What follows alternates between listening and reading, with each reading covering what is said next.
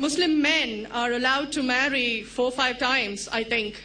So I actually don't see any logic in this, because I believe it's one man, one woman. That's the institution of marriage. So please clarify. Thank you. As far as polygyny is concerned, a man having more than one wife, Islam is the only religion, and Quran is the only religious scripture on the face of the earth which says marry only one.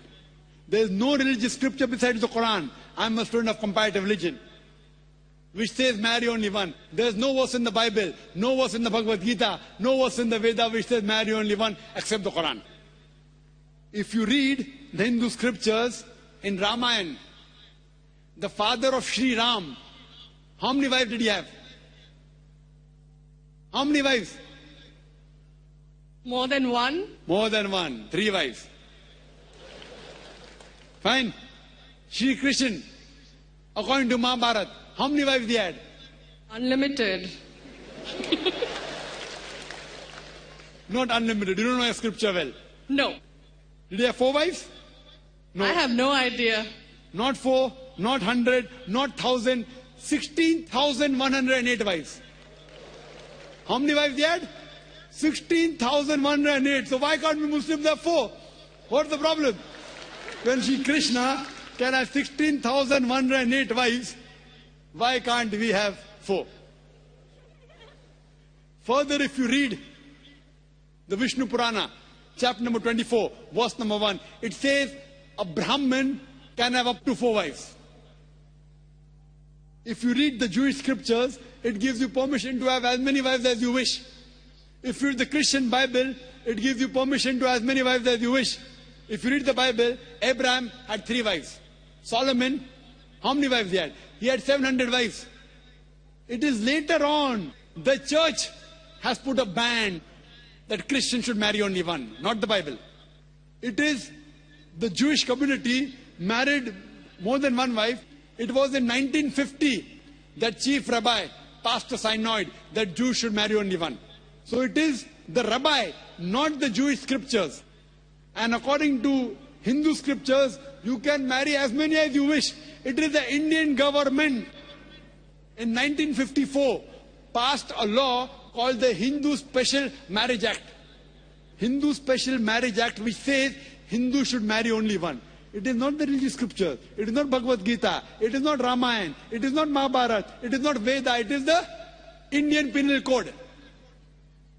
Now, let's analyze what does the Quran say. Quran says in Surah Nisa, chapter 4, verse number 3, marry women of your choice in 2s, 3s or 4s. But if you can't do justice, marry only one.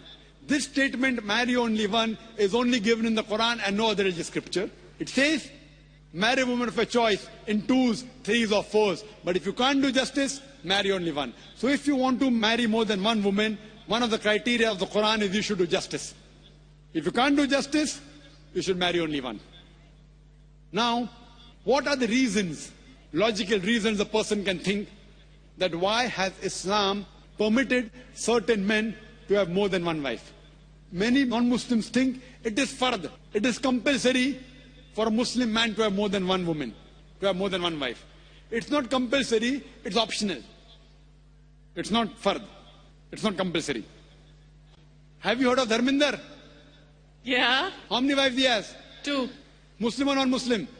Non-Muslim. Non-Muslim. Your previous chief minister, what's the name? Jayalalitha. Yes. Hindu or Muslim? Hindu or Muslim? Hindu. Hindu, fine. Now these are famous personalities. Fine. How many famous personalities you know in India who have got more than one wife? Now let us understand what are the logical reasons. Come back to logic now. Now, by nature, if you ask any medical doctor, he will tell you, male and female are born in equal proportion. Girls and boys are born in equal proportion. But any medical doctor, any pediatrician, any children doctor will tell you that the female sex, the female child is stronger than the male child. That is the reason there are more deaths in the male children as compared to female children. So in children's age itself, the female children are much more than the male children. As life goes on, there are people dying due to accidents, due to alcoholism, due to war. There are more males dying as compared to females. Today, if you analyze in the world, there are more females in the world as compared to males. There are few third world countries like India where the male population is more than the female population. And do you know why? The reason is because of female feticide and female infanticide.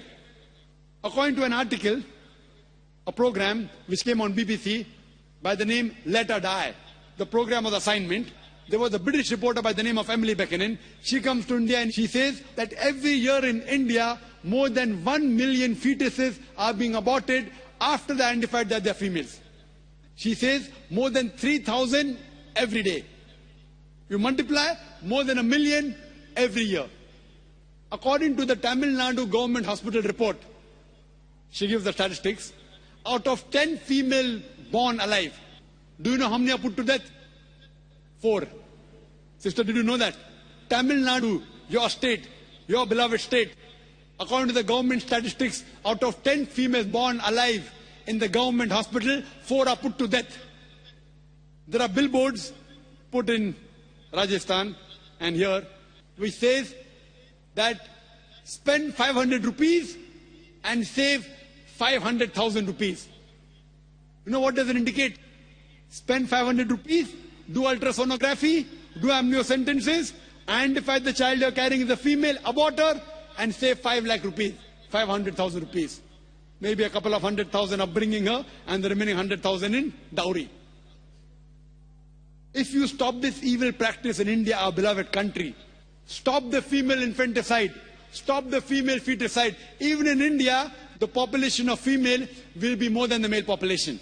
If you see the rest of the world, if you see New York alone, there are 1 million females more than males. In USA alone, there are 7.8 million females more than males.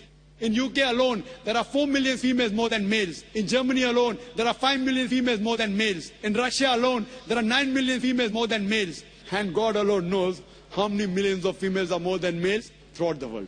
Suppose I agree with your philosophy, sister, you said, 1 man, 1 woman.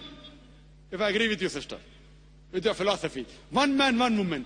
And suppose my sister happens to be in America, or your sister happens to live in America. And suppose the market is saturated. 1 man, 1 woman, saturated. Yet there will be 7.8 million females who will not find life partners. 1 man, 1 woman. Now the option for these 7.8 million females is either marry a man who already has a wife or become public property. You say, Dr. Zakir Naik, public property, such a harsh word. Sister, it is the most sophisticated word I can use. I cannot use a more sophisticated word than public property. According to the statistics of America, do you know, on an average, a man, before he settles down with a wife, he has 8 different sexual partners. Do you know that? On average, 8. Some may have 1, some may have 10, some may have 20. 8 sexual partners before he settles down with one. So the only option remaining, so if my sister happens to live in America, or if your sister happens to live in America, and the option is given to her, and suppose the market is saturated, every man has found a woman for himself. And unfortunately, if my sister, or if your sister happens to be one of the women who has not found a life partner, the only option for them is either marry a man who already has a wife or become public property. Any modest woman would opt for the first. Sister, what would you opt for your sister? Marrying a man who already has a wife or become public property? My sister's too young to be married, so... When she grows up and if she happens to go to America, or if you happen to be in America, her choice. What would you prefer for her? You're the elder sister. Would you prefer her becoming public property or marry a man who already has a wife and get equal rights? In Islam, if you have a second wife, you give equal rights. In America, the public property has got no rights. She's degraded. She's dishonored. In Islam, she has an equal right. She gets honor. What would you prefer for younger sister when she grows up? Sometimes it's difficult to speak the truth, sister, correct? Especially in front of such a large audience. Anyway, I've got your answer, sister. Thank you. And your silence speaks for that. So that's the reason in Islam, sister, men have been allowed to marry more than one wife is to protect the woman, not to degrade her.